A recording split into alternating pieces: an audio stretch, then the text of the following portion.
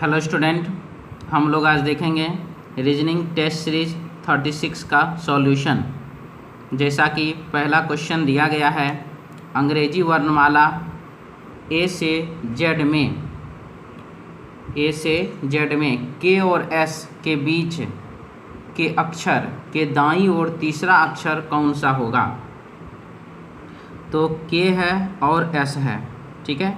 तो के होता है 11 नंबर पर और एस होता है 19 नंबर पर। दोनों को आपने जोड़ दिया तो ये हो गया 30, डिवाइड कर दीजिए 2 से, हो जाएगा 15। यानी कि के और एस दोनों के बीच में जो है वह 15वां अक्षर है, यानी कि ओ अक्षर है, ठीक है। 15वां अक्षर यानी कि ओ अक्षर है। अब बोला जा रहा है के एस के बीच के अक्षर के दाईं ओर तीसरा अक्षर। तो दाईं ओर तीसरा अक्षर यानी कि जेड के साइड, तो आप क्या करिए 15 में 3 जोड़ दीजिए, हो गया 18। और 18 नंबर पर कौन सा लेटर होता है, तो 18 नंबर पर आर होता है। तो हमारे प्रश्न का आंसर हो जाएगा आर, ऑप्शन हो जाएगा सी। नेक्स्ट क्वेश्चन है प्रश्न संख्या 2। लिखा गया है एक अर्थपूर्ण शब्द जिसका प्रारंभ ए से है और ए से है शब्द कॉन्ट्रैक्ट के पहले, दूसरे, चौथे, पांचवें, छठे अक्षर से बनाया गया है। बताइए कि उस शब्द का मध्य का अक्षर कौन सा होगा। मध्य का अक्षर जो है हमसे पूछा जा रहा है कि वह मध्य का अक्षर कौन सा होगा। तो यहाँ पर ये है। तो इसमें देखिए, इसमें जो सबसे पहला सिचुएशन हम देख रहे हैं कि यह जो सवाल है, यह सवाल है आपको बाबू वर्ड अरेंजमेंट का, ठीक है। वर्ड अरेंजमेंट का ये सवाल है और इसमें जो है पूछा क्या जा रहा है, तो वर्ड को लेटर दिया हुआ है और लेटर से जो है हमको वर्ड को क्या करना, अरेंज करना है। तो लेटर से हमको वर्ड को अरेंज करना है, ये इस प्रकार का सवाल है। तो इसमें जो हमारे पास जो सबसे पहले सवाल दे रहा है उसमें क्या है कि ए से स्टार्ट होना चाहिए। तो ए से स्टार्ट होना चाहिए तो हम ए तो सबसे पहले लिख लेंगे। ए से स्टार्ट होना चाहिए, ए से प्रारंभ होना चाहिए, तो हम तो ए सबसे पहले लिख लेंगे। अब यहाँ पर है कौन कौन सा लेटर बोला गया है वो देखिए। तो बोला गया पहला तो सी, दूसरा तो ओ, चौथा तो टी, पांचवा तो आर और छठा तो ए। तो यहाँ पर जो हमारे पास जो लेटर आया वो आया COTRA, ठीक है, COTRA। अब बताइए इससे कौन सा वर्ड बनेगा जिसमें कि पहला अक्षर ए होगा। तो इसमें जो है ACTOR, एक्टर बनेगा। एक्टर मीन्स होता है कलाकार या अभिनेता कह सकते हैं, या कलाकार भी कह सकते हैं, ठीक है। तो अब आप देख लीजिए हमारे प्रश्न के लिए अब एक्टर आया। उस शब्द का मध्य का अक्षर बताइए। तो मध्य का अक्षर देख लीजिए कौन सा लेटर है, टी है। तो हमारे प्रश्न का आंसर हो जाएगा टी, ऑप्शन हो जाएगा D, option D. Next question है 3 नंबर। लिखा गया है बीजगणित, ज्यामिति, त्रिकोणमिति और गणित। तो इसमें कौन सा आंसर होगा। तो देखिए यह प्रश्न क्या है, तो प्रश्न है नीचे दिए गए विकल्पों में से विषम को ज्ञात कीजिए। यानी कि यह क्लासिफिकेशन का क्वेश्चन है। तो क्लासिफिकेशन का ये क्वेश्चन है, तो इसमें क्या होना है, तो इसमें आप देख लीजिए बीजगणित हुआ, ज्यामिति हुआ और त्रिकोणमिति हुआ, तीनों का तीनों क्या है, तो गणित का अलग अलग पार्ट है, अलग अलग भाग है। इसीलिए हमारे प्रश्न का आंसर हो जाएगा गणित, ऑप्शन हो जाएगा सी। नेक्स्ट क्वेश्चन दिया गया है आपको 4 नंबर। लिखा गया है, यह भी आपको क्लासिफिकेशन का ही क्वेश्चन है। तो देखिए इसमें क्या, 1:13, 4:52, 11:14, 7:91, 91, ठीक है। तो इसमें क्या हो रहा है, तो देखिए इसमें जो है सिचुएशन हमारे पास जो दे रहा है वो क्या है। तो देखिए इसमें जो सिचुएशन दे रहा है कि यह जो है 1 और ये 13, ये 13 गुना हुआ। 4 गुने 13 कर दीजिए तो 52 हो जाएगा। हम एक बार बना करके दिखा लेते हैं। 1 × 13 कर दीजिए तो 13 हुआ। 4 × 13 कर दीजिए तो 52 हो गया। 7 × 13 कर दीजिए तो ये हो जाएगा आपको 91। लेकिन यहाँ पर 11 + 3 करने पर होता है 14। तो एक बी और डी ये तीनों एक समान है, जबकि सी जो है यह अलग है। आंसर हो जाएगा ऑप्शन सी। नेक्स्ट क्वेश्चन है 5 नंबर, लिखा गया है किसी सांकेतिक भाषा में 961 का अर्थ ईट स्वीट फ्रूट, 793 का अर्थ ईट फ्रेश फूड और 341 का अर्थ फूड एंड फ्रूट हो, तो इस सांकेतिक भाषा में फ्रूट के लिए कौन सा अंक प्रयोग किया गया है? तो फ्रूट शब्द के लिए जो है कौन सा अंक प्रयोग किया गया है, यहाँ पर यही चीज़ पूछा जा रहा है। तो अब यहाँ पर क्या होगा, तो देखिए सबसे पहले इस टाइप का क्वेश्चन जो हम बनाते हैं ऑनलाइन एग्जाम में कैसे बनेगा, आप उस चीज़ को फोकस कीजिए। देखिए हमको ऑनलाइन एग्जाम में स्क्रीन को टच नहीं करना होता है, लेकिन यहाँ पर हम आपको वही चीज़ दिखला रहे हैं। आप बिना टच किए हुए भी क्वेश्चन को आराम से बना सकते हैं। फ्रूट लिखा हुआ है, यहाँ पर भी फ्रूट है, यहाँ पर भी फ्रूट है, तो हमें चाहिए क्या, फ्रूट का कोड चाहिए। आप देख रहे हैं यहाँ भी फ्रूट है, यहाँ भी फ्रूट है, तो 961 और 341 इस दोनों में कॉमन क्या मिला? जब यहाँ फ्रूट कॉमन मिला तो इस दोनों में देख लीजिए कॉमन क्या मिल रहा, तो 1 कॉमन मिल रहा है। तो हमारे प्रश्न का आंसर हो जाएगा 1, ऑप्शन हो जाएगा सी। नेक्स्ट क्वेश्चन है जिस प्रकार रोग का संबंध रोग विज्ञान से है, रोग का संबंध रोग विज्ञान से है, यानी कि रोग के बारे में जो है हम रोग विज्ञान में पढ़ते हैं, रोग विज्ञान में हमको उसका जानकारी मिलता है।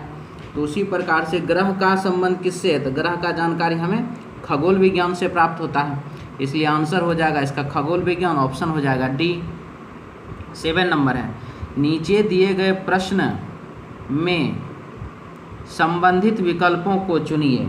नीचे जो प्रश्न दिया गया उसके लिए संबंधित विकल्प को चुनिए आप। तो जल तो ग्लास, जल है गिलास है, तो जल जो है हम क्या करते हैं, गिलास से पीने का कार्य करते हैं, यानी कि जब हमें जल पीना होता है तो हम ग्लास का प्रयोग करते हैं। उसी प्रकार से जब हमें समाचार चाहिए होता है तो हम क्या करते हैं, पत्र का प्रयोग करते हैं। समाचार पढ़ने के लिए किस चीज़ का प्रयोग करते हैं, तो पत्र का प्रयोग करते हैं। तो हमारे प्रश्न का आंसर हो जाएगा पत्र। जबकि यहाँ पर डाक जो है वो समाचार पहुँचाने का, यानी कि समाचार पत्र पहुँचाने का काम करता है। संदेश, ये तो समाचार पत्र में जो लिखा होता है उसको संदेश कहते हैं। लिफाफा, लिफाफा के अंदर जो है समाचार पत्र आता है या पत्र आपका आता है, ये तो अलग ही चीज़ है। इसीलिए जल पीने के लिए हम गिलास का प्रयोग करते हैं, तो समाचार पढ़ने के लिए हम पत्र का प्रयोग करते हैं। आंसर हो जाएगा ऑप्शन ए। नेक्स्ट क्वेश्चन है क्वेश्चन नंबर 8, लिखा है कंचन पहले पूर्व दिशा में जाती है। डायरेक्शन डिस्टेंस का क्वेश्चन है। नॉर्थ, ईस्ट, साउथ और वेस्ट, ये हो गया दाएं और इधर हो जाएगा बाएं। बोला गया कंचन पहले पूर्व दिशा में जाती है, पूर्व दिशा में जाती है, फिर दक्षिण दिशा में घूमकर कुछ दूर जाती है, फिर दक्षिण दिशा में घूम जाती है और कुछ दूर जाती है। इसके बाद पश्चिम में जाती है, फिर उसके बाद पश्चिम में जाती है और अंत में दाईं ओर मुड़ जाती है। अब अंत में जो है यहाँ से दाईं ओर मुड़ जाती है, तो दायां इधर से मुड़ के कहाँ चली जाएगी, उत्तर में, दाईं ओर मुड़ जाती है। बताइए अब वह किस दिशा में जा रही है, तो अब वह उत्तर दिशा में जा रही है। हमारे प्रश्न का आंसर हो जाएगा उत्तर, ऑप्शन हो जाएगा इसका सी। नेक्स्ट क्वेश्चन है क्वेश्चन नंबर 9 से 11। बोला गया निम्नलिखित जानकारी को ध्यानपूर्वक पढ़कर दिए गए प्रश्नों के उत्तर दीजिए। यह सिटिंग अरेंजमेंट का क्वेश्चन है। लिखा गया 6 व्यक्ति A B C D E और एफ एक दूसरे की ओर आमने सामने मुँह करके एक वृत्ताकार घेरा बनाकर बैठे हुए हैं। तो वृत्ताकार घेरा बनाकर बैठे हुए हैं, तो सबसे पहले तो एक वृत्त बनाना पड़ेगा। 1 2 3 4 5 और 6, ठीक है। इसमें देखिए ये हो जाएगा आपको इस प्रकार से जाने पर ये दायां, और जब ये इधर से जाएगा तो ये हो जाएगा आपको बायां, यानी कि ये हो गया राइट साइड और ये जाएगा तो हो जाएगा ये लेफ़्ट साइड, ठीक है। क्वेश्चन में क्या लिखा है वो देखिए। लिखा है बी ए और सी के बीच में है। बी जो है वह ए और सी के बीच में है। सी और ए अपना पोजीशन बदल भी सकता है, यहाँ पर ए भी आ सकता है, यहाँ पर सी भी जा सकता है। लेकिन बी का क्या अभी सिस्टम है, तो वो अभी तो यहाँ सर्कल नुमा है, तो अभी तो कुछ कह नहीं सकते हैं। आगे पढ़ते हैं। ई एफ और डी के बीच में है, ई जो है वो एफ और डी के बीच में है, ठीक है। तो यहाँ भी ये दोनों अपना स्थान बदल सकता है। आगे बढ़ते हैं। एफ के ठीक सीध में मतलब होता है सामने, ठीक है। एफ के ठीक सीध में विपरीत ओर और ई के दाएं ओर दूसरा ए बैठा है। देखिए एफ के ठीक सीधे में, तो हम चलिए एफ को यहाँ मान लेते हैं, ठीक है। तो ये सारे के सारे जो इस प्रकार से बैठे हुए अंदर की ओर चेहरा करके बैठे हुए हैं, तो एफ के सीधे में यानी कि यहाँ पर, और ई के दाईं ओर दूसरा, ई के दाएं पहला दाएं दूसरा, ठीक है, ए बैठा हुआ है। तो यहाँ पर हम लिखेंगे ए। अब जैसे ये हो गया तो अब देख लीजिए एफ ई डी, तो एफ यहाँ पर है, ई यहाँ पर है, तो बताइए डी कहाँ होगा, तो डी यहाँ होगा। ए बी सी, तो ए यहाँ पर है तो यहाँ पर हो जाएगा बी और यहाँ पर हो जाएगा सी। हो गया हमारे प्रश्न का एडजस्टमेंट। अब इसमें देखिए क्या क्या पूछा जा रहा है।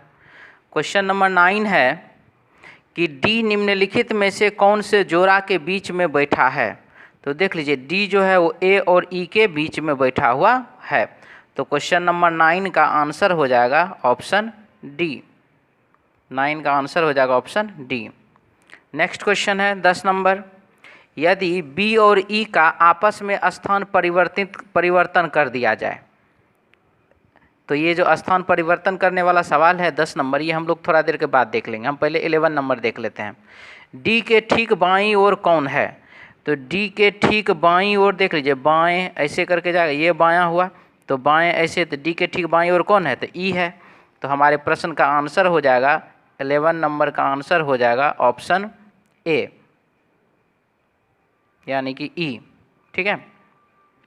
अब है 10 नंबर क्वेश्चन। 10 नंबर क्वेश्चन में थोड़ा परिवर्तन करने वाला था, इसलिए हम बोले थे लास्ट में देखेंगे। दिया गया है यदि बी और ई का आपस में स्थान परिवर्तन कर दिया जाए, बी का और ई का स्थान परिवर्तन कर दिया जाए, इसका मतलब यह हुआ कि हम यहाँ पर लिखेंगे ई और यहाँ पर लिख देंगे बी। इसके बाद क्या बोला, परिवर्तन कर दिया जाए। और इसी प्रकार सी और डी का आपस में स्थान परिवर्तन कर दिया, सी और डी का, तो यहाँ पर हो जाएगा सी और यहाँ पर हो जाएगा डी, परिवर्तन कर दिया जाए। तो ए निम्नलिखित में से कौन सा दो जोड़ा के बीच में होगा। ए जो है देख लीजिए सी और ई के बीच में है, ए किसके किसके बीच में है, तो ए जो है सी और ई के बीच में है। तो हमारे प्रश्न का आंसर हो जाएगा सी और ई, और ऑप्शन हो जाएगा 10 का डी। तो 9 का डी, 10 का डी और 11 का ए। नेक्स्ट क्वेश्चन है क्वेश्चन नंबर 12। लिखा गया है एक कक्षा में अजय का क्रमांक ऊपर से 15वां और नीचे से 21वां है। बताएं कि उस कक्षा में कुल कितने विद्यार्थी हैं। तो देखिए इसमें यह क्वेश्चन जो बनेगा हमारा कैसे बनेगा, टोटल बराबर left plus right minus 1। Ajay का क्रमांक ऊपर से 15वां यानी कि लेफ्ट साइड से ये 15 हो गया, और नीचे से 21वां यानी कि राइट साइड से 21 हो गया। तो 15 और 21 और यहाँ पर है -1, तो 15 और 21 हो गया कितना, तो 36। 36 - 1 कर देंगे हो जाएगा 35। यानी कि उस कक्षा में कुल कितने विद्यार्थी हैं, तो उस कक्षा में कुल 35 विद्यार्थी हैं। आंसर इसका हो जाएगा option B.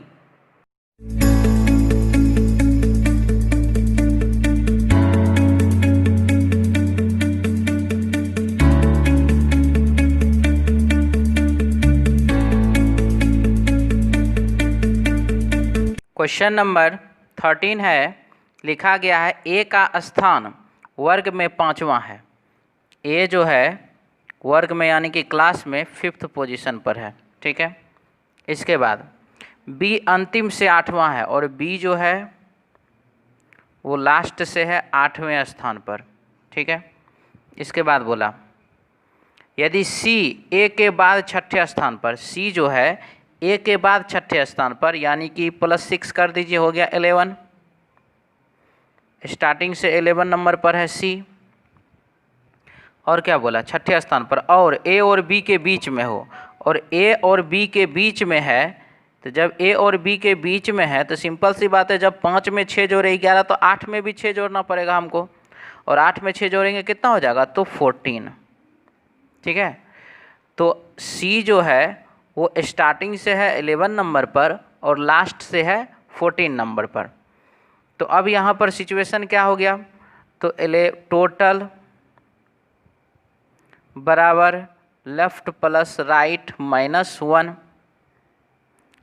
11 plus 14 -1 equal to हो जाएगा कितना, 24। तो प्रश्न में कहा गया तो वर्ग में कुल कितने विद्यार्थी हैं, तो वर्ग में कुल 24 विद्यार्थी हैं। आंसर हो जाएगा हमारे प्रश्न का option D, option D. Next question है क्वेश्चन नंबर 14, लिखा गया है सोमनाथ राय का जन्म किस वर्ष हुआ था, यह ज्ञात करने के लिए कौन सी जानकारी आवश्यक है। एक नंबर है मोहन का जन्म 2013 में हुआ था। 2 नंबर है 2009 में बड़ा ही भयंकर भूकंप आया था। 3 नंबर है सोमनाथ का छोटा भाई रामनाथ जो उससे 5 वर्ष छोटा है, मोहन से 1 वर्ष बड़ा है। 4 नंबर है इस विनाशकारी भूकंप के समय सोमनाथ की आयु 2 वर्ष थी। 5 नंबर है रामनाथ के पिता की शादी 2004 में हुई थी। तो यहाँ पर 5-5 स्टेटमेंट हमको दिया हुआ है और 5-5 कथन का प्रयोग करके हमसे सवाल हमको बनाना है। तो यह तो बाबू बहुत ही ज़्यादा समय लग जाएगा अगर ऐसे हमको सवाल बनाना पड़े तो। इसीलिए हम क्या करेंगे, हम डायरेक्ट चलेंगे ऑप्शन के पास और आप देख लीजिए ऑप्शन में क्या क्या बोल रहा है। पहला ऑप्शन बोल रहा है 1 और 2 का प्रयोग कीजिए। दूसरा ऑप्शन बोल रहा है 1 और 3 का प्रयोग करिए या फिर 2 और 4 का प्रयोग करिए। तीसरा ऑप्शन बोल रहा है सभी का प्रयोग करिए। और चौथा नंबर ऑप्शन बोल रहा है कि 1 नंबर, 2 नंबर, 4 नंबर और 5 नंबर का प्रयोग कीजिए। ठीक है, तो हम बस इसी को बेस मान करेंगे, यानी कि ऑप्शन को बेस मानेंगे और ऑप्शन के हिसाब से हम बनाने का कोशिश करेंगे। यही हमारे प्रश्न के लिए ज़्यादा उचित रहेगा, क्योंकि उधर यदि हम दिमाग लगाते रहे तो हो सकता है दिमाग भी ज़्यादा टाइम तक लगाना पड़े और हमारा प्रश्न का उत्तर कितना देर में आएगा वह कोई कहने वाला नहीं हो जाएगा। तो यहाँ पर हम देखेंगे पहला ऑप्शन है 1 और 2 नंबर। मोहन का जन्म 2013 में हुआ था। 2000 उसके बाद 2 नंबर है 2009 में बहुत बड़ा ही भयंकर भूकंप आया था। तो ये तो दोनों से तो हमको कुछ कोई लिंकअप लग ही नहीं रहा है। अगर मोहन का जन्म 2013 में हुआ तो उसको सोमनाथ से क्या मतलब है, और 2009 में अगर भयंकर भूकंप भी हुआ था तो सोमनाथ का जन्म तो यहाँ पर कुछ नहीं पता चल रहा है। तो 1 नंबर और 2 नंबर हमारे लिए यूजफुल नहीं है, यानी कि ऑप्शन ए जो है वह गलत है। अब ऑप्शन 2 का हम बात करते हैं, 1 नंबर और 3 नंबर। 1 नंबर में लिखा है मोहन का जन्म 2013 में हुआ था, बहुत अच्छा। सोमनाथ का छोटा भाई रामनाथ जो उससे 5 वर्ष छोटा है, सोमनाथ से 5 वर्ष छोटा है रामनाथ, ठीक है। मोहन से 1 वर्ष बड़ा है। देखिए ये काम का है, मोहन से 1 वर्ष बड़ा है, यानी कि मोहन का जन्म जब हुआ 2013 में तो रामनाथ का जन्म हो जाएगा 2012 में। क्यों? क्योंकि वह 1 साल बड़ा है उससे। किससे 1 साल बड़ा है? तो मोहन से 1 वर्ष बड़ा है रामनाथ। और अब क्या बोला, सोमनाथ का छोटा भाई रामनाथ जो उससे 5 वर्ष छोटा है। तो रामनाथ जो है सोमनाथ से 5 वर्ष छोटा है। सोमनाथ का जन्म तब कोई किस वर्ष हो जाएगा, तो 2007 में, तभी तो वह 5 वर्ष छोटा होगा। देखिए हम ऊपर नीचे लिख दिए, उल्टा लिख दिया। हम यहाँ पर हमको सोमनाथ लिखना चाहिए था, यहाँ रामनाथ लिखना चाहिए था, क्योंकि जिसका जन्म पहले होता है वो 2007 में, जिसका जन्म बाद में हुआ वो 2012 में। ठीक है, तो यहाँ पर जो है सोमनाथ का जन्म हो जाएगा किस वर्ष, तो 2007 में। तो यानी कि 1 नंबर और 3 नंबर से हमारे प्रश्न का उत्तर तो आ रहा है। अब यहाँ हम देख रहे हैं या 2 और 4, तो हमको इसको भी जांच करना पड़ेगा। अगर यह आंसर दे दिया तब तो ऑप्शन सही कर देंगे, अगर मान लीजिए ऑप्शन नहीं दिया तब तो हम 2 नंबर ऑप्शन को भी गलत ही करेंगे। क्योंकि हमको यह चीज़ आपको क्लियर कर देना था। कुछ स्टूडेंट हो सकता था बाद में इस पर कुछ विवाद करते, कुछ पूछ सकते थे कि सर अगर ऐसा रहता, अगर एक सही रहता एक गलत रहता तो क्या करते। तो बाबू एक ये सही है, या में जा कर के ये गलत हो जाता। मान लीजिए ये सही है और ये गलत हो जाता, तब हम इस ऑप्शन को गलत करते, आगे बढ़ जाते। अगर दोनों सही हो जाएगा तब तो हम इसको सही करके आगे बढ़ जाएंगे। ठीक है, चलिए आगे बढ़ते। 2 नंबर और 4 नंबर में क्या है। 2 नंबर में 2009 में बड़ा ही भयंकर भूकंप आया था। 2009 में भयंकर भूकंप हुआ था। ठीक है, अब है उस विनाशकारी भूकंप के समय सोमनाथ की आयु 2 वर्ष थी। तो जब 2009 में भयंकर भूकंप आया था और भूकंप के समय में सोमनाथ का आयु 2 वर्ष था, इसका मतलब सोमनाथ का जन्म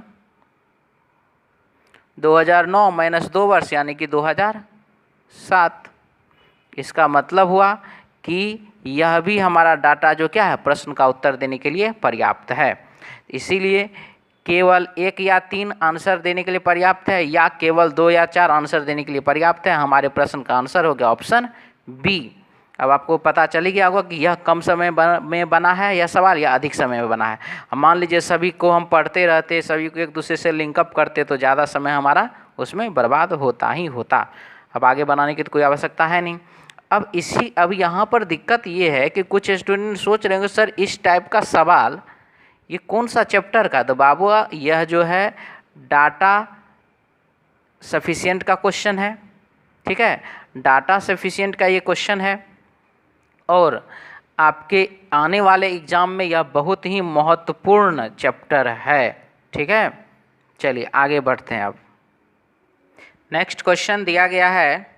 क्वेश्चन है, इसमें लिखा है यदि वर्ष के 3 महीनों के नाम, यदि वर्ष के 3 महीनों के नाम एक ही अक्षर से शुरू होता हो, जैसे कि जनवरी, फरवरी, मार्च, अप्रैल, मई, जून, जुलाई, अगस्त, सितंबर, अक्टूबर, नवंबर, दिसंबर। ठीक है, ये सब महीने हैं।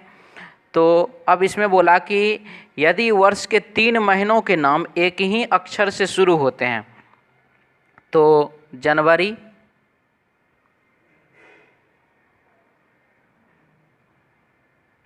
फरवरी नहीं, मार्च नहीं, अप्रैल नहीं, मई नहीं, जून, जुलाई, अगस्त, सितंबर, अक्टूबर, नवंबर और दिसंबर, यानी कि जे से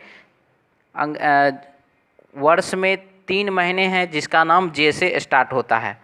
तो लिखा यदि वर्ष के 3 महीनों के नाम एक ही अक्षर से शुरू होते हो तो वह अक्षर लिखें।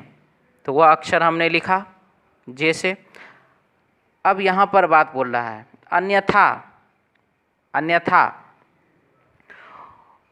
जो वर्ष के दूसरे मास का अंतिम अक्षर है, वर्ष के दूसरे मास का अंतिम अक्षर क्या, फरवरी, और फरवरी में जो है दूसरा अंतिम अक्षर क्या होता है, तो फरवरी में अंतिम अक्षर होता है वाई।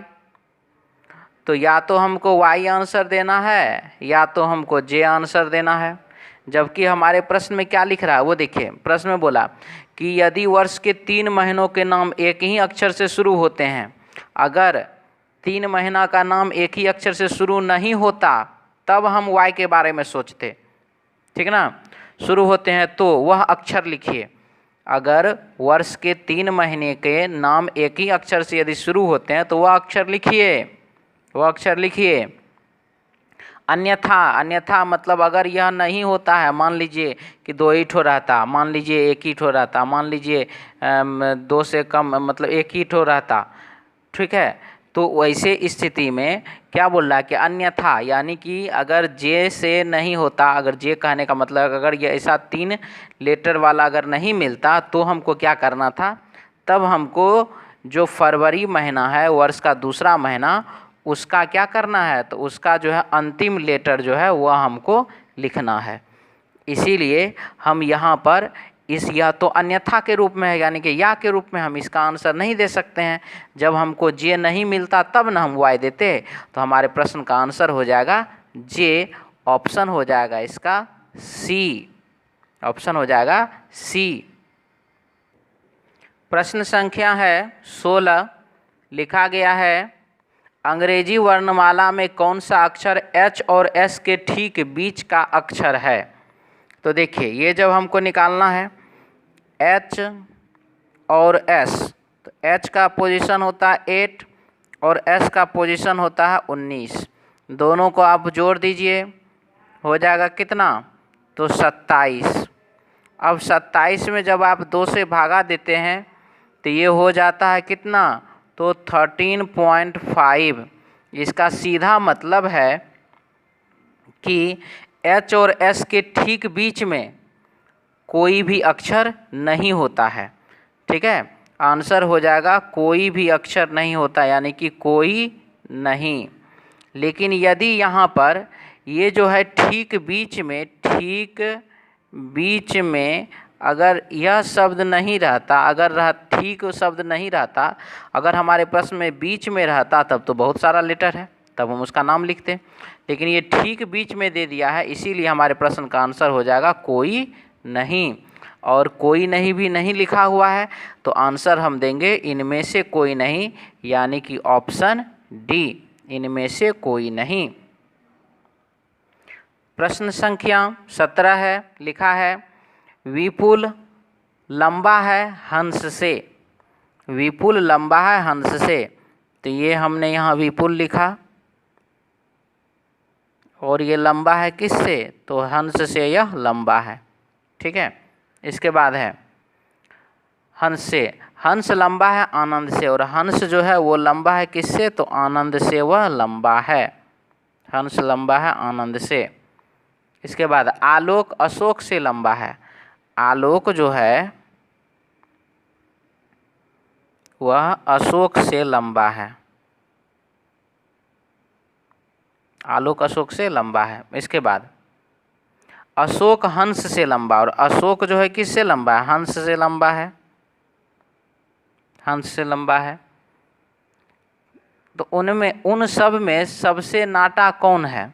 तो सबसे नाटा का यदि हम बात करें तो आप देख लीजिए, हंस से छोटा कौन? हमको सबसे लंबा तो पूछ नहीं रहा, जो कि हम विपुल और आलोक में और अशोक में विवाद करते। हमसे तो पूछा जा रहा है कि सबसे नाटा, तो हंस से नाटा यहाँ पर आनंद है। और यहाँ पर भी आप देख लीजिए, हंस जो है वह तो यहाँ पर सबसे छोटा है। तो अगर हम बात करें तो आनंद को तो हम हंस से नीचे, यानी कि हंस से छोटा यहाँ पर लिखेंगे। तो दोनों ही तरीके से, मतलब इधर वाले से और इधर वाले से, दोनों ही तरीके से जो है आपको आनंद ही आंसर के रूप में क्लियर हो रहा है कि सबसे छोटा आनंद है। और आनंद जो है हमारे ऑप्शन में नहीं दिया गया है, इसीलिए हम आंसर टिक आउट करेंगे ऑप्शन डी, यानी कि इनमें से कोई नहीं। लेकिन यदि सबसे बड़ा पूछ देता सबसे लंबा कौन है, तब विपुल, आलोक और अशोक, तो अशोक और आलोक में तो आलोक लंबा है, और विपुल और आलोक में कौन लंबा है यह क्लियर नहीं होने के कारण तब हम आंसर टिक आउट करते, डाटा अपर्याप्त है। ठीक है, लेकिन हमारे पास वैसा सिचुएशन नहीं है, हमारे पास सबसे नाटा पूछा है, आंसर हो जाएगा आनंद, ऑप्शन हो जाएगा डी। नेक्स्ट क्वेश्चन है 18 नंबर, लिखा गया है मनोहर की जन्मतिथि क्या है? तो मनोहर है, उसका जन्मतिथि क्या है हमको वो बताना है। तो चलिए हम देखते हैं इसमें मनोहर का जन्मतिथि क्या हो रहा है। तो लिखा है मनोहर के पिता की जन्मतिथि 27 मई 2008 है। तो मनोहर के पिता का जो जन्म है वो 27 मई 2008 है, तो उससे क्या हमको मनोहर का जन्मतिथि का पता चल जाएगा?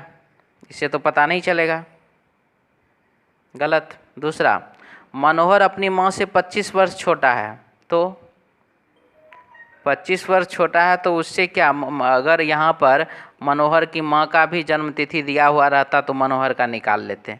यहाँ तो ये भी नहीं है, तो इसीलिए 1 नंबर और 2 नंबर दोनों जो है क्या है, अपर्याप्त है।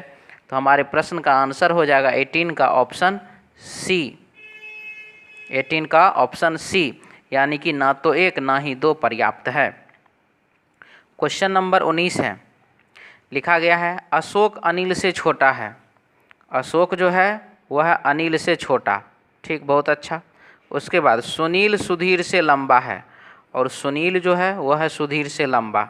ठीक है, तो इनमें सबसे छोटा कौन है? तो चलिए इसको बनाना पड़ेगा। देख रहे हैं क्या है, अशोक अनिल से छोटा है। अशोक अनिल से छोटा है, तो अनिल यहाँ हो जाएगा, अनिल से छोटा है। इसके बाद सुनील सुधीर से लंबा है, सुनील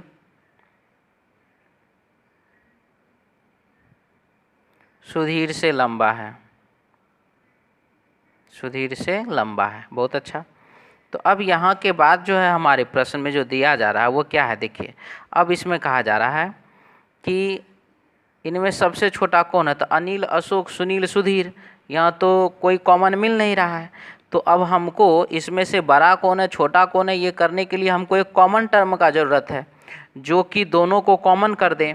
तो यहाँ पर है 1 नंबर में हम पढ़ रहे हैं अनिल सुधीर से छोटा है। अनिल जो है वह सुधीर से छोटा है। तो हम जैसे ही अनिल को इसको सुधीर से छोटा कर देते हैं तो हम लिख देंगे यहाँ अनिल, और यहाँ अशोक नीचे में है तो हम यहाँ लिख देंगे अशोक। तो ये तो हमारा 1 नंबर से तो हमको सबसे बड़ा सबसे छोटा सबका पता चल गया, यानी कि 1 नंबर जानकारी जो हमारे प्रश्न के लिए क्या है, पर्याप्त है। दूसरा जानकारी पढ़ते हैं। अनिल सुनील से लंबा है। अनिल जो है वह सुनील से लंबा है। तो अगर अनिल सुनील से लंबा है तो वो ठीक है, मुझे कोई दिक्कत नहीं है। अब अशोक का क्या, अशोक जो है वो सुनील से लंबा है कि छोटा है, ये तो हमें क्लियर नहीं है। अगर इसी जानकारी 2 नंबर जानकारी में अगर लिखा रहता अशोक सुनील से लंबा है, तब जो है हम कहते कि हाँ 2 नंबर जानकारी भी हमारे प्रश्न के उत्तर देने के लिए पर्याप्त है। क्योंकि तब क्या होता, तब अशोक, अशोक से नीचे जाता सुनील, सुनील से नीचे जाता सुधीर, तब ऐसे ही एडजस्टमेंट हो जाता हमारा। तो ये सा तो इसमें नहीं हो रहा है, क्योंकि अशोक, अनिल और सुनील में से अनिल लंबा है, लेकिन अशोक और सुनील में कौन लंबा कौन छोटा ये तो क्लियर नहीं है। इसीलिए 2 नंबर से हमारे प्रश्न का उत्तर क्लियर नहीं हो पा रहा है। तो क्वेश्चन नंबर 19 का आंसर देने के लिए 1 नंबर कथन जो है वह पर्याप्त है। इसीलिए हमारे प्रश्न 19 का आंसर हो जाएगा ऑप्शन ए, यानी कि यदि केवल एक कथन 1 पर्याप्त है, ऑप्शन ए। 20 नंबर क्वेश्चन दिया गया है। रवि, तेजा, किरण और सलाका 4 मित्र हैं, इनमें सबसे बड़ा कौन है। ठीक है, किरण एवं तेजा की कुल आयु सलाका की आयु से अधिक है। किरण प्लस तेजा की कुल आयु जो है वो सलाका की आयु से अधिक है, तो ये अधिक है सलाका से। ठीक है, इसके बाद रवि, तो क्या इससे जो है इनमें सबसे बड़ा कौन है, इससे ये पता चला। अब यहाँ पर किरण और तेजा का एज क्या क्या है ये तो पता रहता, तभी तो हम कहते चलो सलाका छोटी है यह मान लेंगे, या छोटा है यह मान लेंगे। लेकिन किरण और तेजा में कौन बड़ा कौन छोटा ये तो पता नहीं चला उम्र में, तो ये तो ख़त्म है कहानी। 1 नंबर से तो प्रश्न का उत्तर नहीं आया, तो 1 नंबर गलत। अब है 2 नंबर, 1 नंबर हमारा गलत हो गया। अब है 2 नंबर। 2 नंबर क्या है, रवि एवं किरण की कुल आयु सलाका की आयु से अधिक है। रवि एवं किरण, रवि और किरण की कुल आयु सलाका की आयु से कम है। अब इस दोनों को जब जोड़ते हैं तो वह सलाका से कम हो जाता है, यानी कि सलाका होगा यहाँ पर अधिक। तो अब यहाँ पर रवि और किरण का आयु क्या क्लियर हो रहा है कि रवि और किरण में कौन बड़ा कौन छोटा। और यहाँ पर आप देख लीजिए, रवि है, किरण है, तेजा है, सलाका है, 4 ठो है। एक का भी एज क्लियर नहीं पता चल रहा है यहाँ पर, इसीलिए जानकारी 1 भी गलत है और जानकारी 2 भी गलत है, यानी कि 1 नंबर जानकारी और 2 नंबर जानकारी दोनों हमारे प्रश्न का उत्तर देने के लिए पर्याप्त नहीं है। इसीलिए 20 का आंसर हो जाएगा ऑप्शन सी, कथन 1 ना तो 1 ना ही 2 पर्याप्त है, ऑप्शन सी।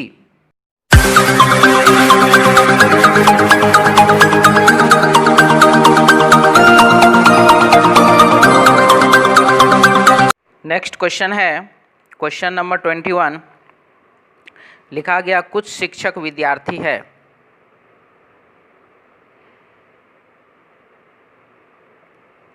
कुछ शिक्षक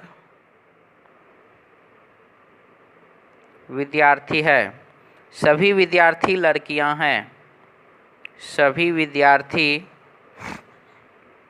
लड़की है। ठीक है, तो अब है इसमें पहला निष्कर्ष, सभी लड़कियां शिक्षक है, सॉरी सभी शिक्षक लड़कियां हैं, सभी शिक्षक लड़कियां हैं। क्या सारा का सारा शिक्षक जो है वो लड़की है क्या? तो ऐसा तो नहीं है, गलत हो गया। दूसरा है कुछ लड़कियां शिक्षक है, कुछ लड़कियां शिक्षक है। देखिए लड़की शिक्षक है कि नहीं है, इधर वाला तो है, दूसरा सही हो गया। तीसरा है कुछ लड़कियां विद्यार्थी है, कुछ लड़की जो वो विद्यार्थी है, ये भी क्या हो गया, सही हो गया। चौथा है सभी विद्यार्थी शिक्षक है। क्या सभी विद्यार्थी शिक्षक के अंतर्गत है क्या? सारा का सारा तो नहीं है, गलत।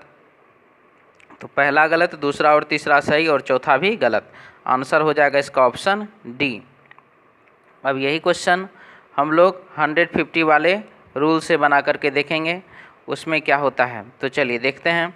सबसे पहले कुछ का केस है, तो कुछ के केस में दोनों सब्जेक्ट और प्रेडिकेट दोनों 50 होता है। सभी का केस है तो सभी में जो है सब्जेक्ट होता है 100 और प्रेडिकेट होता है 50। सभी का केस है सब्जेक्ट 100 प्रेडिकेट 50। कुछ का केस है 50, यहाँ भी 50। कुछ का केस है 50 और 50। सभी का केस है 100 और ये हो गया आपको 50। ठीक है। अब इसमें पहला निष्कर्ष दे रहा है सभी शिक्षक लड़कियां हैं, सभी शिक्षक जो है वो लड़की है।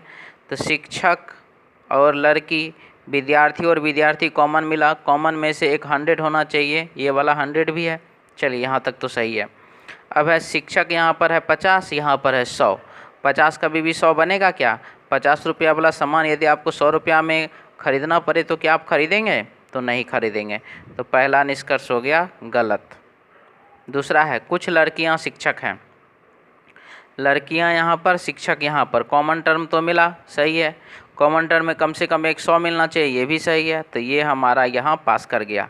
अब क्या है, शिक्षक 50, शिक्षक 50, लड़की 50, लड़की 50, दोनों पॉजिटिव, ये भी पॉजिटिव, तो ये क्या हो गया, सही हो गया। कुछ लड़कियाँ विद्यार्थी है, लड़कियाँ विद्यार्थी, लड़की कितना 50, तो लड़की 50, विद्यार्थी 100। तो 100 रुपया वाला सामान यदि 50 में मिलेगा तो खरीदेंगे कि नहीं खरीदेंगे? तो खरीदेंगे। तो यानी कि ये सही है। अब यहाँ पर है ये भी पॉजिटिव, ये भी पॉजिटिव, तो तीसरा निष्कर्ष क्या हो गया, सही।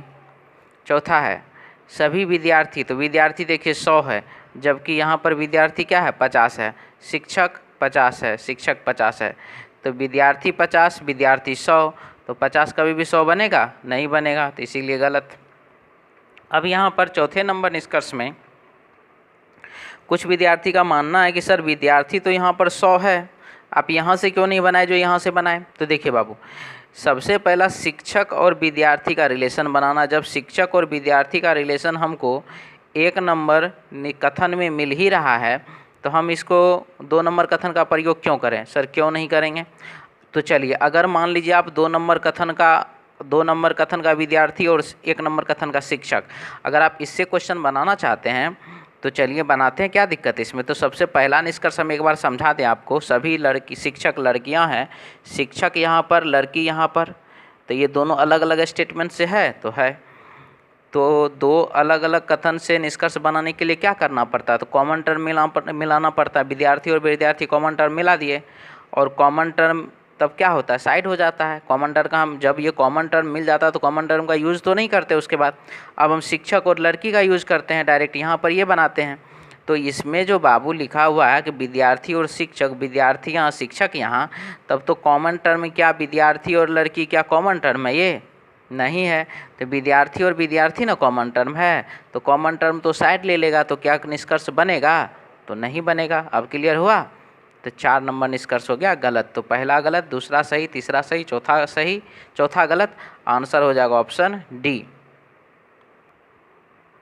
नेक्स्ट क्वेश्चन है क्वेश्चन नंबर 22। लिखा है कुछ हरा नीला है, कुछ हरा नीला है, कोई नीला उजला नहीं है। नीला जो है वह उजला नहीं है, नीला उजला नहीं है। तो अब है यहाँ पर पहला निष्कर्ष, कुछ नीला हरा है, कुछ नीला जो है वो हरा है। तो देखिए तो नीला हरा है कि नहीं है? तो है, तो पहला निष्कर्ष सही। दूसरा है कुछ उजला हरा है, कुछ उजला हरा है क्या? नहीं है, तो गलत। तीसरा है कुछ हरा उजला नहीं है, कुछ हरा ऐसा है जो उजला नहीं है, तो ऐसा कौन सा हो सकता है? तो चलिए इसको हम लोग अच्छे से देखेंगे यहाँ क्या हो रहा है। तो यहाँ पर दिया जा रहा है कुछ हरा उजला नहीं है, तो कोई नीला उजला नहीं है। नीला का कोई भी भाग, ये जो नीला है, नीला का कोई भी भाग जो है वो उजला नहीं होगा। ठीक है, जब नीला का कोई भी भाग उजला नहीं होगा तो ये जो हरा के जो कप्चर में जो है इतना, हरा के साथ जो इतना ये मिला हुआ ये भी तो उजला नहीं होगा ना। तो कुछ हरा उजला नहीं है, ये अगर हम इस उजला को इसमें हरा में अटैच कर भी देते हैं तो इधर वाले को तो हम अटैच नहीं ना कर सकते हैं। और आप देख लीजिए, एक तो ये हो गया इस कारण से सही। दूसरा कि जब कोई भी हरा को हमने उजला में अटैच नहीं किया है तो कुछ हरा को भी उजला में अटैच नहीं किया है, इसलिए भी क्या सही। तो दोनों डायग्राम से, इस डायग्राम से भी सही और इस डायग्राम से भी सही हो रहा है। चौथा है सभी उजला हरा है। क्या सारा का सारा उजला हरा के अंतर्गत है क्या? ऐसा तो नहीं है, तो गलत। तो पहला हो गया आपको सही, तीसरा हो गया सही और दूसरा और चौथा हो गया गलत। आंसर हो जाएगा इसका ऑप्शन सी। अब यही क्वेश्चन हम लोग जो है देखेंगे 150 वाले नियम से। तो इसमें कुछ का केस है, तो कुछ के केस में सब्जेक्ट हो जाता है आपको 50। हाँ, कुछ का केस सब्जेक्ट 50, प्रेडिकेट भी 50। कोई नहीं के केस में 100 और ये भी 100। कुछ तो 50 50, कुछ है तो 50 और 50 है, कुछ नहीं है तो ये 50 और ये हो जाएगा आपको 100। ये सभी है तो 100 और यहाँ सब प्रेडिकेट हो जाएगा 50। क्लियर? कुछ नीला हरा है, नीला और हरा पॉजिटिव स्टेटमेंट, पॉजिटिव कंक्लूजन सही है। नीला 50, नीला 50, हरा 50, हरा 50, यानी कि कन्फर्म सही है। तो पहला निष्कर्ष सही हो गया। कुछ उजला हरा है, कुछ उजला जो है वो हरा है, तो एक पॉजिटिव है और एक निगेटिव है। पॉजिटिव और निगेटिव से क्या बनता है? तो निगेटिव कंक्लूजन बनता है। ये क्या दिया हुआ? पॉजिटिव, इसीलिए क्या हो गया? गलत। कुछ हरा उजला नहीं है, एक पॉजिटिव एक निगेटिव से क्या बनेगा? तो निगेटिव बनेगा, तो निगेटिव बनेगा तो सही। हरा यहाँ पर 50, यहाँ भी 50, उजला यहाँ पर 100, यहाँ पर भी 100। क्लियर हो गया, सही हो गया।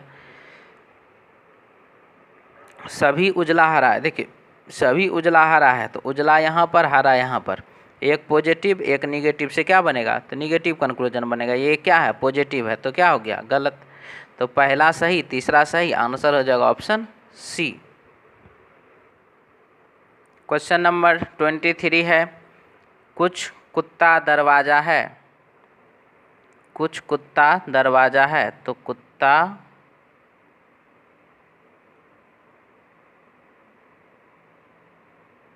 दरवाज़ा है। इसके बाद लिखा गया है इसमें कि सभी दरवाज़ा चमगादड़ है। सभी दरवाज़ा जो है वह चमगादड़ है, चमगादड़ है। तो अब है यहाँ पर निष्कर्ष पहला, कुछ कुत्ता चमगादड़ है। तो देखिए तो कुत्ता चमगादड़ हो रहा है क्या? कुत्ता चमगादड़ हो रहा है कि नहीं हो रहा? तो हो रहा है, पहला सही। दूसरा है आपको सभी कुत्ता चमगादड़ है। क्या सारा का सारा कुत्ता क्या चमगादड़ के अंदर जा रहा है क्या? नहीं जा रहा है, तो गलत। कुछ चमगादड़ कुत्ता, कुछ चमगादड़ कुत्ता है, तो ये भी क्या सही। सभी चमगादड़ कुत्ता है, सभी चमगादड़ क्या कुत्ता के अंदर है? तो गलत। तो पहला सही, तीसरा सही, दूसरा और चौथा गलत। आंसर हो जाएगा इसका ऑप्शन डी। अब इसी क्वेश्चन को जो है हम लोग क्या करेंगे, 150 वाले रूल से बनाएंगे। उसमें देखते हैं क्या क्या होता है। तो सबसे पहला चीज़ कुछ का केस है, तो यहाँ पर 50, प्रेडिकेट भी 50, सभी का केस है, सब्जेक्ट 100, प्रेडिकेट हो जाएगा 50। कुछ का केस है, सब्जेक्ट हो जाएगा 50, प्रेडिकेट भी 50, 100 और यहाँ पर 50, यहाँ पर 50, यहाँ पर 50, सभी का केस है 100 और यहाँ पर हो जाएगा 50। अब है कुछ कुत्ता चमगादड़ है। कुत्ता है आपको देख लीजिए यहाँ पर, और चमगादड़ है यहाँ पर। तो दो कथन से मिलकर निष्कर्ष बनाने के लिए कॉमन टर्म होना ज़रूरी है। कॉमन टर्म में कम से कम 100 होना ज़रूरी है। ठीक है, पास कर गया यहाँ तक। अब है हमारे पास कुछ कुत्ता चमगादड़ है, कुत्ता यहाँ चमगादड़ यहाँ, कुत्ता भी 50, चमगादड़ भी 50, कुत्ता भी 50, चमगादड़ भी 50। तो पहला निष्कर्ष क्या हो गया? सही। दूसरा है सभी कुत्ता चमगादड़ है। सभी कुत्ता, कुत्ता है यहाँ पर 50 और ये बोल रहा कुत्ता है 100, तो 50 कभी भी 100 बनेगा? 50 रुपया वाला सामान यदि आपको 100 रुपया में मिलना, 100 रुपया में कोई बेच रहा है तो क्या आप खरीदिएगा? तो नहीं खरीदिएगा। तो ये दूसरा हो गया गलत। तीसरा है कुछ चमगादड़ कुत्ता है, चमगादड़ यहाँ पर, कुत्ता यहाँ पर, तो कुत्ता 50, कुत्ता 50, चमगादड़ भी 50, चमगादड़ भी 50, दोनों पॉजिटिव, ये भी पॉजिटिव, सही हो गया। चौथा है सभी चमगादड़ कुत्ता है। सभी चमगादड़, चमगादड़ है यहाँ पर 50 है, यहाँ पर है चमगादड़ 100, कभी भी सही होगा? तो नहीं होगा, तो गलत। तो पहला सही, तीसरा सही, आंसर हो जाएगा इसका ऑप्शन डी। नेक्स्ट क्वेश्चन है क्वेश्चन नंबर 24। लिखा गया इसमें किसी समस्या से बचने का सबसे अच्छा तरीका है कि हम उसे सुलझाएं। यानी कि आपको जब समस्या से निजात पाना है, समस्या से निकलना है, तो आप क्या करेंगे? उसको सुलझाएंगे। यही कथन में दिया गया है। तो निष्कर्ष नंबर 1 है तुम्हारा जीवन नीरस हो जाएगा यदि तुम उस समस्या का सामना न करोगे। तो नीरस होना मतलब डिप्रेशन में चला जाना। यहाँ पर जो यह कह रहा है कि तुम्हारा जीवन नीरस हो जाएगा यदि तुम समस्या का सामना नहीं करोगे, ये कोई औचित्य बात तो नहीं है, क्योंकि हर बार जो है अलग अलग प्रकार का समस्या होता है। ठीक है, तो हर समस्या के लिए एक ही उपाय, ये कोई ज़रूरी चीज़ नहीं है। ये यहाँ जो कहा गया कि तुम डिप्रेशन में चले जाओगे यदि तुम समस्या का सामना नहीं करोगे, तो तुम जो है डिप्रेशन में चले जाओगे, यानी कि तुम्हारा जीवन नीरस हो जाएगा, ये कोई उचित बात नहीं बोला गया है। इसीलिए पहला निष्कर्ष हो गया इसका गलत। दूसरा है समस्या से बचने के लिए तुम्हारे पास कोई ना कोई उपाय होना चाहिए। ये बात सही है। यह स्टेटमेंट के लहजे से या कंक्लूजन के लहजे से हम बात नहीं कर रहे हैं, हम ये बात कर रहे हैं एक वाक्य के, एक सेंटेंस के लहजे से कि समस्या से बचने के लिए तुम्हारे पास कोई ना कोई उपाय होना चाहिए। एक सेंटेंस के हिसाब से सही है, लेकिन हमारे प्रश्न में, कथन में क्या कहा गया आप उसे देखिए। किसी समस्या से बचने का सबसे अच्छा तरीका है कि हम उसे सुलझाएं। यानी कि समस्या से आप तभी बच सकते हैं जब आप उसको क्या करेंगे? सुलझाएंगे। तो यहाँ पर जो लिखा गया है समस्या से बचने के लिए तुम्हारे पास कोई ना कोई उपाय होना चाहिए, तो ये जब बाबू हमारे पास उपाय होगा ही तो फिर समस्या हुआ कहाँ से? मेरा कहना है कि जब आपके पास समस्या का समाधान पहले से है तो फिर आपके लिए वो समस्या थोड़े हुआ, आप तो समाधान कर लिए। अगर मान लीजिए कि आप एग्ज़ाम में बैठे हुए हैं और आपका जो है कलम में इंक नहीं है, आप जो कलम लेकर के गए उस कलम में इंक ही नहीं है, तो आप गलती से वो कलम लेके चले गए, अब एग्ज़ाम में आप क्या करिएगा? तो वहाँ पर वो समस्या हुआ। अब यहाँ सिचुएशन है कि कोई विद्यार्थी यदि 4-4, 5-5 कलम लेकर के यदि एग्ज़ाम में जाए और मान लीजिए कि एक कलम में उसको इंक नहीं रहे, वो जिस कलम से लिखना शुरू किया उस कलम में इंक नहीं है, तो क्या उसको टेंशन होगा? उसको किसी प्रकार का समस्या नहीं है। क्यों? क्योंकि वह 4-5 कलम पहले से लेकर के गया है। बात समझ रहे हैं? तो यहाँ पर है कि जब आपको समस्या कब हुआ? आपको समस्या कब हुआ? जब आपके पास कलम में कलम में इंक है ही नहीं, तब ना समस्या हुआ। लेकिन आप यदि बैकअप 5 कलम ले गए हैं तब तो वो आपके लिए समस्या है ही नहीं, क्योंकि आपने पहले से समाधान लेकर गए हैं, तो वह उसको तो आप समस्या कहेंगे ही नहीं। क्लियर हुआ? तो यहाँ पर है समस्या से बचने के लिए तुम्हारे पास कोई ना कोई उपाय होना चाहिए। यदि उपाय आपके पास है तब वह आपके लिए समस्या हुआ ही नहीं। इसीलिए पहला निष्कर्ष भी गलत है और दूसरा निष्कर्ष भी गलत है। आंसर हो जाएगा 24 का ऑप्शन ए। हेलो स्टूडेंट, अब हर रोज़ हमारे यूट्यूब चैनल पर रीजनिंग टेस्ट सीरीज का सॉल्यूशन अपलोड किया जाएगा। आप सभी हमारे चैनल को ज़्यादा से ज़्यादा शेयर कीजिए, लाइक कीजिए, सब्सक्राइब कीजिए, साथ ही साथ बेल आइकन भी ज़रूर दबाइए। Thank you. नेक्स्ट क्वेश्चन है क्वेश्चन नंबर 25। लिखा है यदि नीला भारी है तो पीला हल्का है। नीला भारी है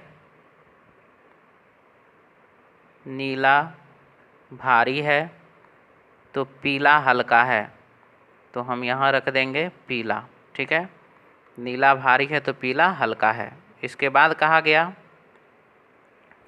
कि यदि लाल हल्का है तो हरा मध्यम है। लाल को हल्का है,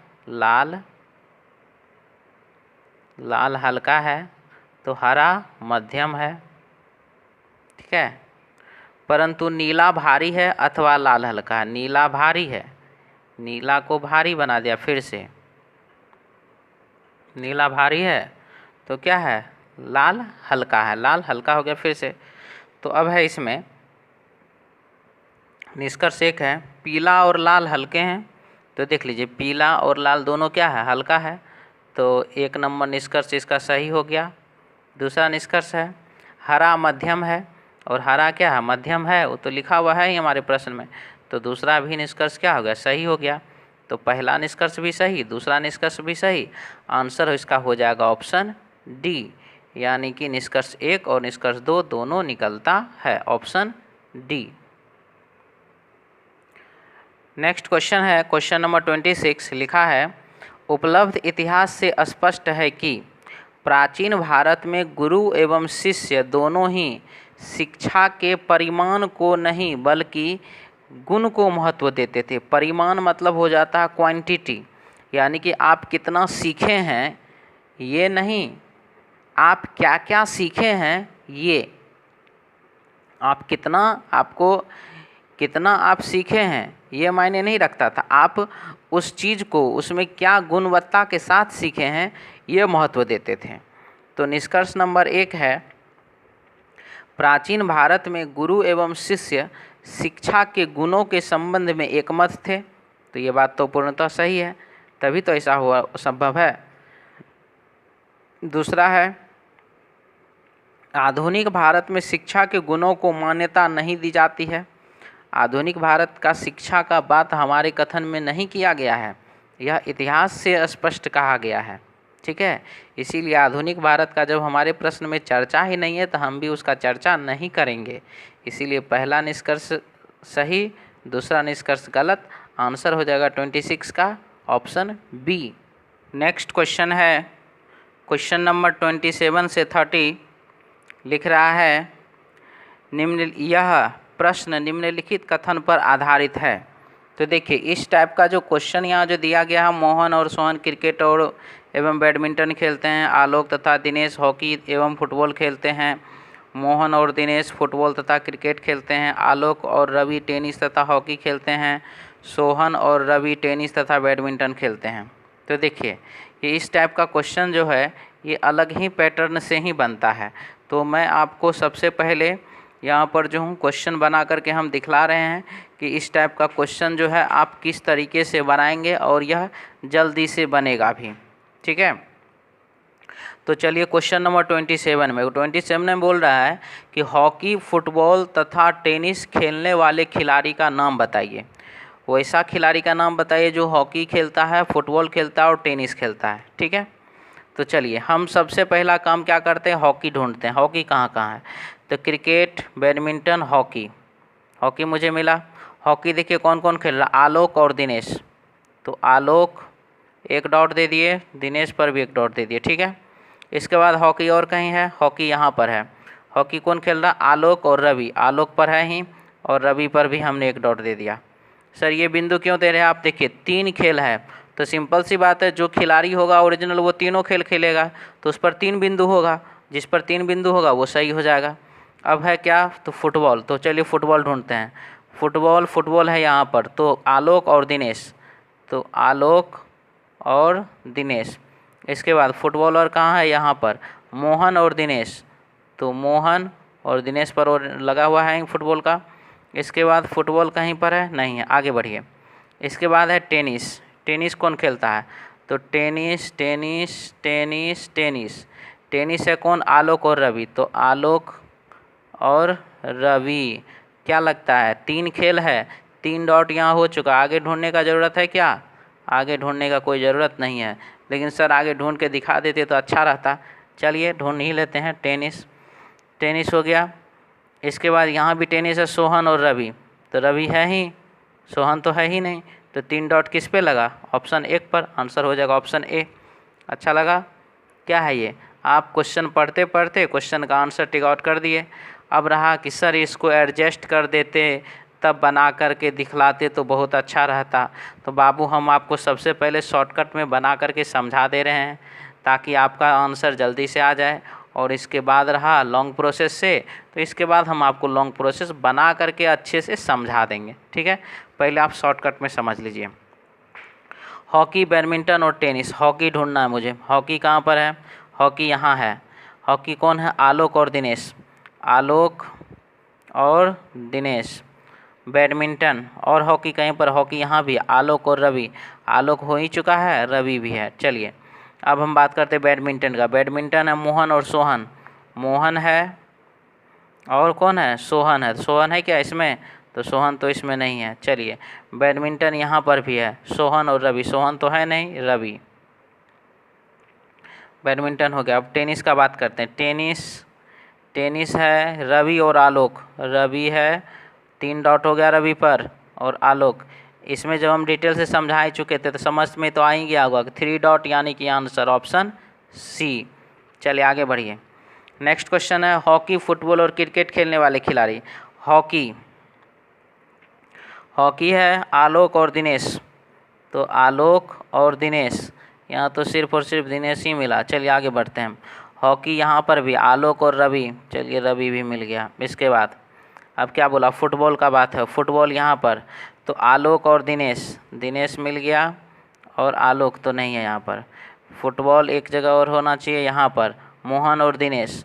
तो मोहन भी मिल गया और दिनेश तो ऑलरेडी टिक आउट किया हुआ है। इसके बाद है क्रिकेट। क्रिकेट कौन खेल रहा है? तो क्रिकेट है मोहन। क्रिकेट में गया यहाँ मोहन, 2 ही पॉइंट्स हुआ है अभी, इसीलिए हम टिक नहीं किए हैं। क्रिकेट, क्रिकेट, क्रिकेट में है यहाँ पर मोहन और दिनेश दोनों। मोहन भी है और दिनेश भी है। तो क्रिकेट तो हम यहाँ पर मोहन का टिक कर चुके थे, दिनेश को टिक करना है। तो ये हो गया आपको 3 डॉट। आंसर हो गया ऑप्शन डी। क्लियर है सबका?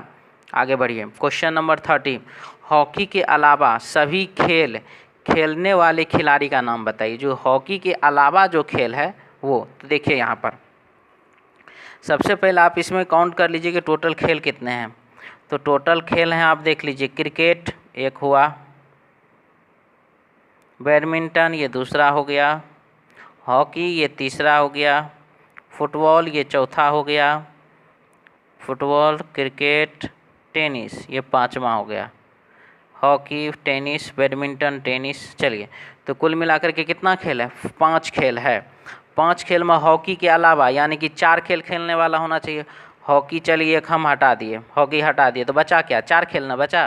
तो 4 खेल, हॉकी के अलावा सभी खेल खेलने वाले खिलाड़ी का नाम बताइए। यानी कि हॉकी मिलाकर के टोटल 5, हॉकी को आप हटा दीजिए तो हुआ 4। तो 4 खेल खेलने वाले खिलाड़ी का नाम बताइए। तो चलिए हम मोहन का बात करते हैं। मोहन कितना खेल खेलता है? तो मोहन देखिए क्रिकेट और बैडमिंटन 2 हो गया। मोहन मोहन मोहन, यहाँ पर फुटबॉल और क्रिकेट। क्रिकेट क्रिकेट दोनों में देखिए कॉमन है। इसका मतलब मोहन जो खेलता है फुटबॉल खेलता है, क्रिकेट खेलता है, बैडमिंटन खेलता है। 3 खेल हुआ। क्या और है कहीं पर मोहन? तो नहीं है। यानी कि मोहन सिर्फ 3 खेल खेलता है, 4 खेल खेलना चाहिए। ऑप्शन ए आंसर नहीं होगा। सोहन, सोहन देखिए यहाँ पर खेल रहा है क्रिकेट और बैडमिंटन 2 खेल हुआ। सोहन सोहन सोहन सोहन, सोहन यहाँ पर देखिए टेनिस और बैडमिंटन। बैडमिंटन यहाँ भी, बैडमिंटन यहाँ भी। तो बैडमिंटन तो खत्म है, एक ही खेल होगा ना बैडमिंटन। तो एक बैडमिंटन हो गया, एक टेनिस हो गया और एक क्रिकेट हो गया। तो यह भी सोहन भी 3 ही खेल खेला है, यानी कि ये भी ऑप्शन गया। 2 नंबर ऑप्शन भी खत्म। अब बचा रवि। रवि कितना खेल खेलता है? तो रवि देखिए, रवि यहाँ पर है टेनिस और हॉकी 2 खेल। रवि यहाँ पर है टेनिस, टेनिस कॉमन मिल रहा है, ख़त्म है कहानी। इसका मतलब टेनिस एक ही रहेगा। तो टेनिस, हॉकी और बैडमिंटन, यानी कि रवि भी 3 ही खेल खेल रहा है। तो ये भी क्या हो गया? गलत। तो यानी कि हमारे प्रश्न का आंसर हो जाएगा ऑप्शन डी। क्वेश्चन नंबर 27 से लेकर के 30 तक का हम जो है अब देखेंगे इसको फुल डिटेल के साथ कैसे बनाते हैं। ठीक है, तो चलिए इसमें देखते हैं। सबसे पहले हमारे पास जो नाम है वो नाम हम इसमें से लिख लें। तो नाम है हमारे पास मोहन, सोहन, आलोक,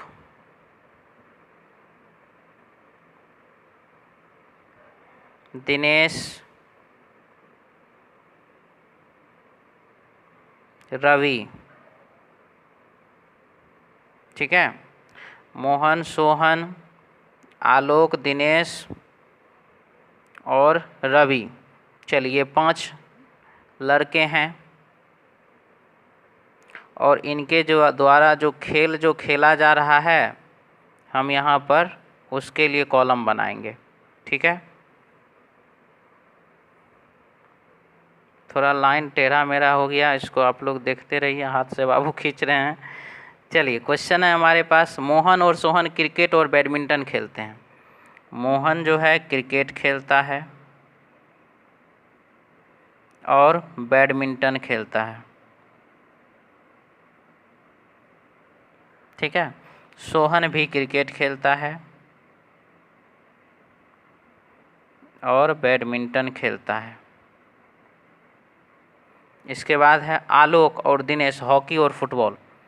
आलोक हॉकी और फुटबॉल खेलता है, दिनेश भी हॉकी और फुटबॉल खेलता है। इसके बाद है मोहन और दिनेश फुटबॉल और क्रिकेट। मोहन फुटबॉल, क्रिकेट तो हो ही चुका है, फुटबॉल नया ऐड करना इसमें, फुटबॉल। ठीक है, और कौन खेल रहा है, तो मोहन और दिनेश फुटबॉल और क्रिकेट। दिनेश भी जो फुटबॉल खेल रहा और क्रिकेट भी खेलेगा, तो क्रिकेट इसमें ऐड करना हमको। इसके बाद है आलोक और रवि टेनिस और हॉकी। रवि जो है टेनिस और हॉकी, हॉकी और टेनिस भी। कौन कौन है, तो आलोक है और रवि है, तो आलोक भी टेनिस और हॉकी खेलेगा। आलोक है, हॉकी हो गया, टेनिस देना इसमें, टेनिस। इसके बाद है सोहन और रवि। सोहन है और रवि है, ये दोनों क्या क्या खेलता है, टेनिस और बैडमिंटन। टेनिस और रवि खेलता है बैडमिंटन। टेनिस तो है ही, बैडमिंटन हमको ऐड करना है, बैडमिंटन। ये हो गया, तो ये हो गया पूरा कहानी समाप्त। अब आप इसको एडजस्ट कर लिए हैं, अब आप आंसर टिक आउट कीजिए। इसमें देखे होंगे कि देखिए जितना देर में हमने ये एडजस्ट किया, जितना देर में हमने ये एडजस्ट किया, उतना से कम समय में आप देखे होंगे कि हम 27 से लेकर 30 नंबर क्वेश्चन तक का आंसर दे दिए होंगे। ठीक है, प्रैक्टिस है, और ज़्यादा प्रैक्टिस कीजिएगा और जल्दी आंसर दीजिएगा। लेकिन इसमें क्या होता है, पहले आप एडजस्ट कीजिए, अब आंसर टिक करिए। चलिए 27 नंबर क्वेश्चन है, हॉकी, फुटबॉल और टेनिस खेलने वाले खिलाड़ी का नाम बताइए। तो 27 नंबर क्वेश्चन में हॉकी, फुटबॉल और tennis, hockey, football, tennis, hockey, football, tennis, hockey, football, tennis. कौन आ गया, आलोक आ गया। आलोक आ गया, यानी कि आंसर हो जाएगा 27 का ऑप्शन ए।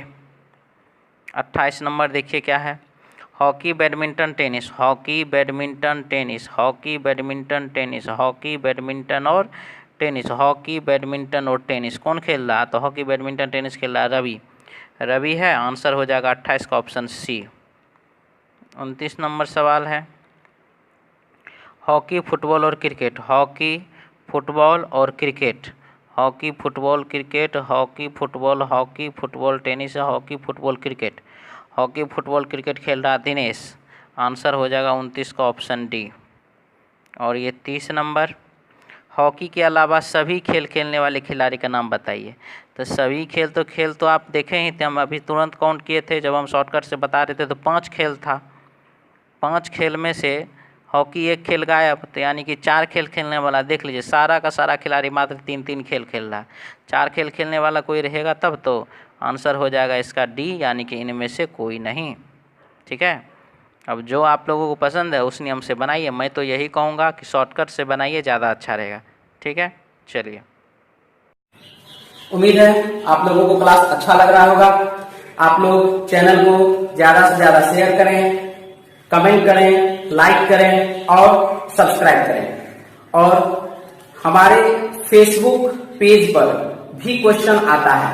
यदि आप लोग को फेसबुक पेज से क्वेश्चन बनाना है तो आप लोग डिस्क्रिप्शन बॉक्स में जाकर लिंक से ओपन कर सकते हैं।